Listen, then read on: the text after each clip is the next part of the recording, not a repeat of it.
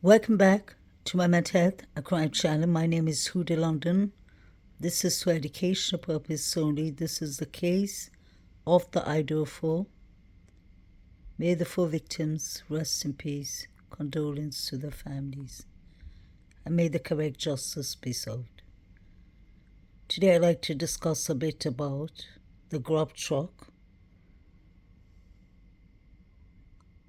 about number 9,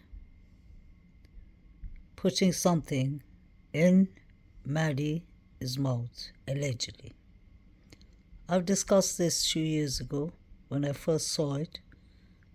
I find this to be a major red flag because it's not a normal behavior to be waving at Maddie when she comes in, and when you finally get her to notice you and she comes across the room, gives you a hug, tells you something in your ear, and then you leave, you tell number 8 something, and you go to the corner, get something, and put it in Maddie's mouth. The reason there's so much discussion, and many people agree with me, that number 9 did actually put something in Maddie's mouth, but some people disagree, is because it's a bit confusing. The reason that I noticed it to begin with is I was observing everything. And then I noticed he was too close to Maddie. And I was wondering, why is Maddie leaning over the counter while number 9 is giving the clerk the ticket and collecting his food? The reason this is so important to me is because everyone around the grub truck is paying attention and looking towards Maddie, and number 9 is direction. That's why I believe this was a major operation. This wasn't one person who did it. This is more than 3 people. The reason I say 3 people at least is because I'm going on fact and evidence base. There are 3 unidentified male DNAs. We're still waiting for the results. Everything's on gag order, so we just have to be patient and wait. But now I'm not accusing anyone. This is in fact the best evidence you can get. I'm a licensed mental health counselor. I'm not a lawyer, but seeing is believing.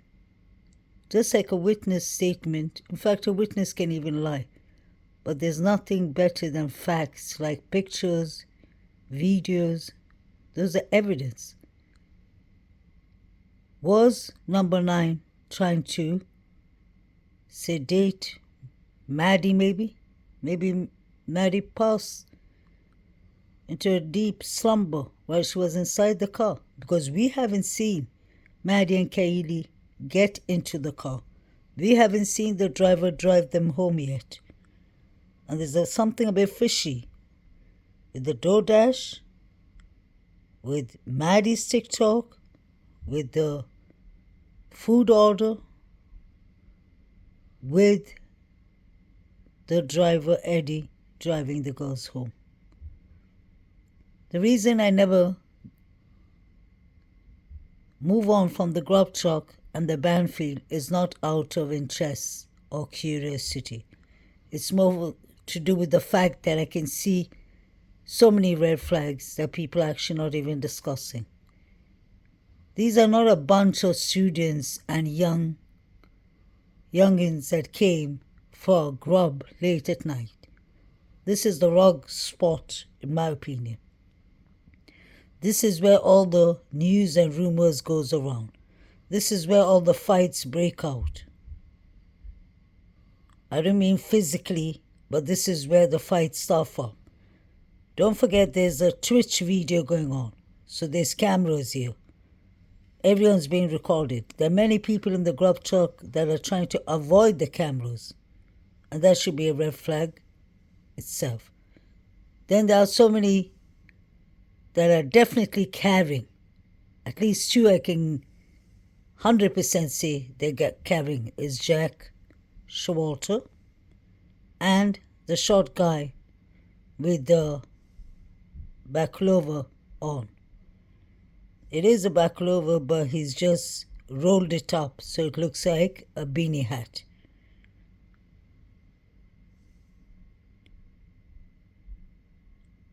Jovica says he doesn't know anything, but he knows everything. He pretends that he just met Showalter, who was escorting the girls home. Which escort?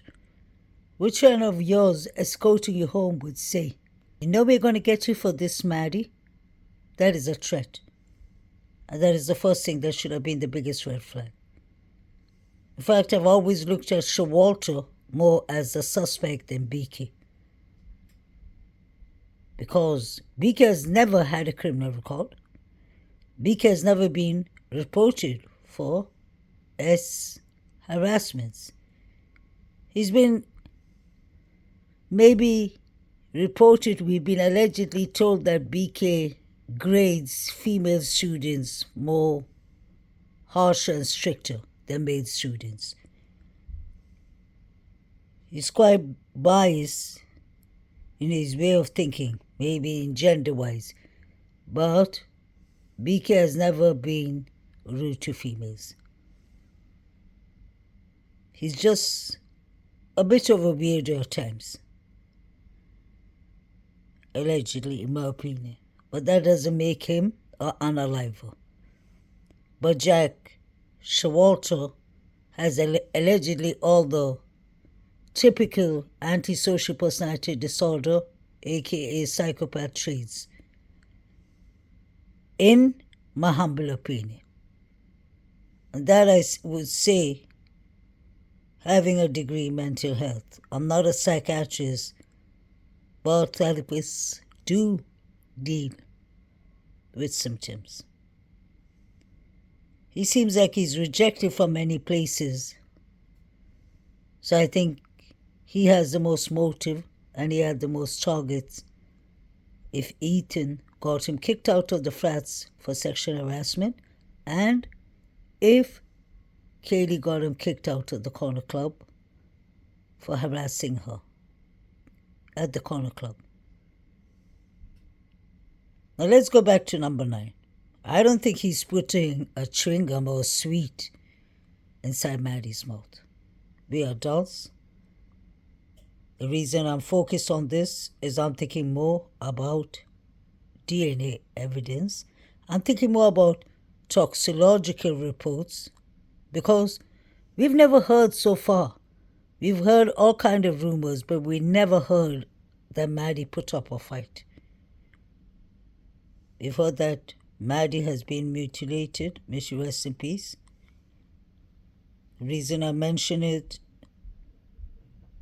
is because it is part of the case. There was one person that was mutilated, and I've always heard it was Maddie, and that's why Jack D was one of the main suspects to the police in the beginning, because they wanted to know why he did Maddie worse than Kaylee. And it could be because Maddie was in his way. He wanted Kaylee for all for himself. It could be possible that he felt like Maddie was the influence that was making Kaylee move all the way to Austin, Texas, and start a new life and take the dog that they share custody together, Murphy. They spent a 5 years relationship. That is a long time when you think of it, especially for that age. That means they must have started dating when they were barely 14, 15. What if Maddie told Adam that Kaylee likes you, something like that, and Jack D was thinking irrational? Then you have Jack Showalter, who's been getting kicked out of frats, parties,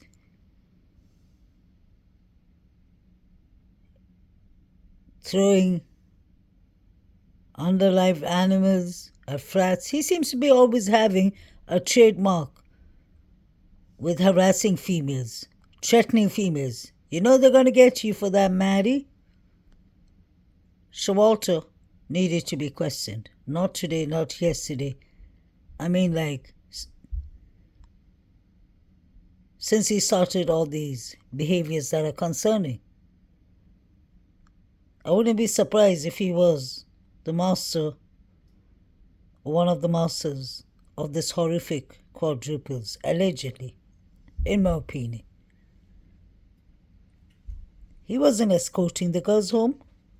If he was escorting the girls home, would they run away from him? Think about that. We are women. Why would we run away from a friend who's trying to keep us safe and trying to take us home? He ran after them. But guess what? He did not take a car. I believe he ran, or the reflection showed the car starting off as soon as he left. And he went the direction, the reflection, his car started. I believe he was working with Hannah Clee's brother, honestly. There's many things that you'll need to pay attention about in the grub truck.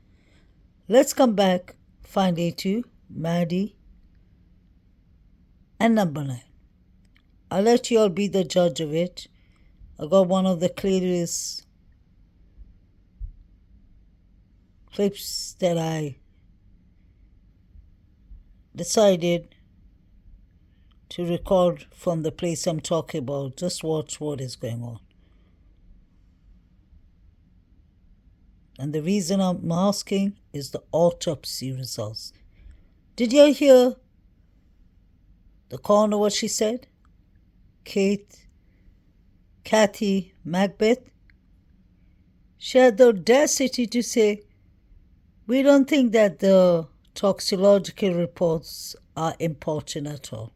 It's not relevant to the case. Of course it's relevant.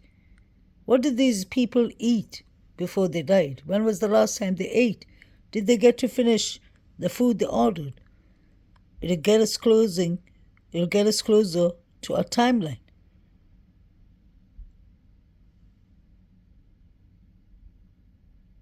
Were they overdosed? Were they poisoned, allegedly?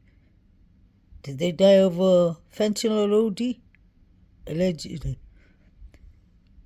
You'll get my drift. How come no toxicological results has yet come, although the case is under order? Look at all these people out there looking at Maddie. And Kaylee's friend comes in first, and you can see she comes to distract her so that number 9 can get his part of his job done by putting something in Maddie's mouth. And let's be clear about this. You'll have to focus and pay attention.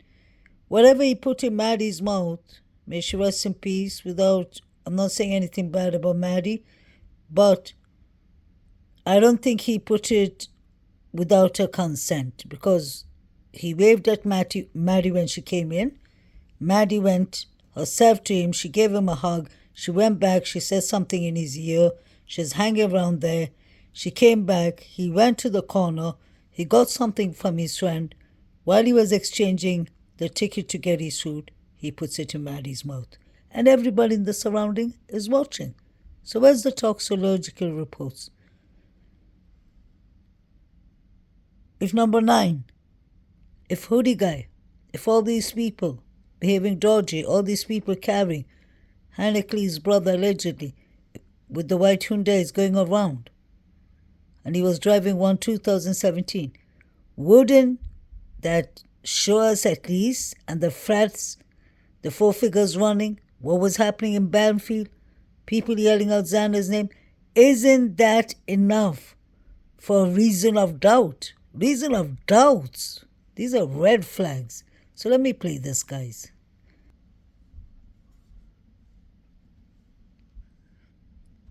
So you can see number 9 with his hand in his jeans pocket at the corner with his hand out trying to get something, I believe, from someone he knows, because he waved out to someone there. You come back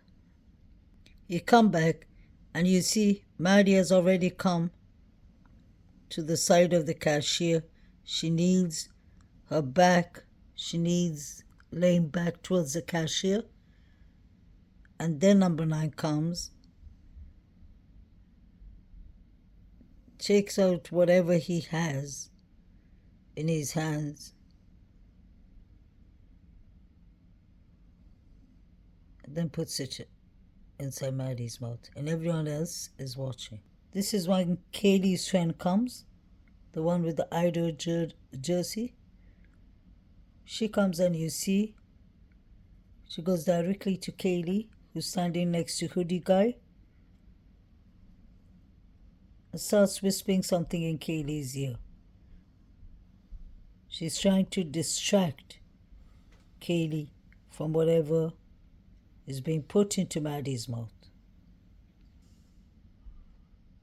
So now I'll play it. Pay close attention. There's number 9. He has his ticket in his hand, but he has something else too. See? I'm going to stop it there for a second.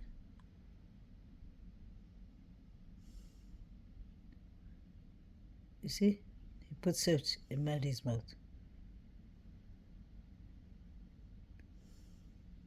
Is that why Maddie did not yell? Dylan never mentioned anything about Maddie being awake. She mentioned Xana, whimpering, and a loud thud, and she mentioned Kaylee. So my question is, what did he put in Maddie's mouth? Watch again. This is in slow motion.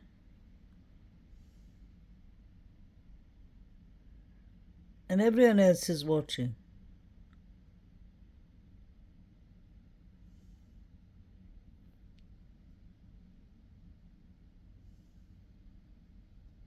I think this is relevant, the toxicological report. Everyone behind in this scene is relevant. What is happening here is relevant, especially for the toxicological reports.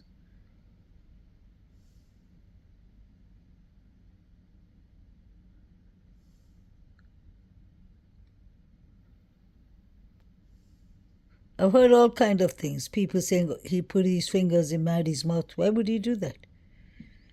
I've heard people saying he put chewing gum in Maddie's mouth. Why would he do that? Just give it to Maddie. She can put it inside her own mouth. I believe he put rugs in Maddie's mouth.